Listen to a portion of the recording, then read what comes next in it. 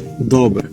Minule sme mali video o to, že aké figurky odporúčame nováčikom a dneska si dáme pravý opak, že čomu sa máte vyhýbať, respektívne podľa mňa. Čomu by ste sa mali určite vyhnúť sú tieto Combination Battle figurky zo série Combination Battle, tak?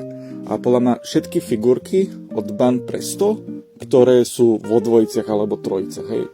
Čo tým myslím sú?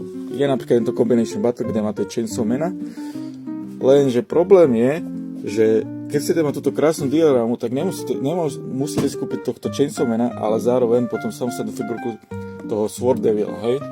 Tým pádom už sa dostávame do takej cenovej kategórie, za čo by ste si mohli kúpiť napríklad tento nádherný Machination, čo podľa mňa pomer cena, kvalita, výkon, asi najlepšie figurky na trhu.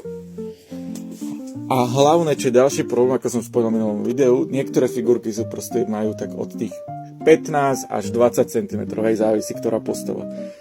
Tieto figurky sú veľakrát menšie práve kvôli tomu, že to má vytvárať nejakú scénu a dokonca niektoré figurky majú len 10 cm, čo je dosť smutné.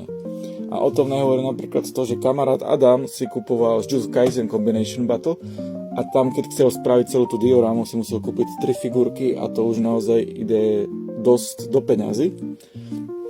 A potom je tu napríklad z One Piece je séria Senku Sekai, kde tie figurky vypadajú fajn, aj keď sú samostatné, sú väčšie, ale tiež proste ideálne, keby ste mali tých dva, ešte tento Teach a Lau je to v pohode, že tam by ste nepovedali, že musia byť dvaja pre sebe, ale napríklad túto tá Yamato s Aceom sa to hodí.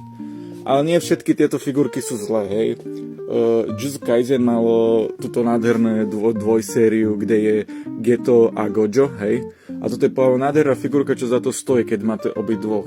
Ale zasa tiež podľa mňa je to také, že keď máte len jedného, tak to proste vypadá, hej, tak nijaké, no. A preto to neodporúčam tieto figurky, lebo vypadajú pekné, ale aby ste si vypadali naozaj, že 100%, tak musíte si kúpiť každú jednu figurku a to podľa mňa sa za tie peniaze už neoplatí. To už naozaj odporúčam si radšej i zainvestovať a zohnať si jeden tento Machination figurku, hej. Samozrejme sú aj iné figurky, ale tie Machination sú podľa mňa naozaj kvalitatívne a cenou asi najlepšie, čo sú na trhu v tej cenovej kategórii.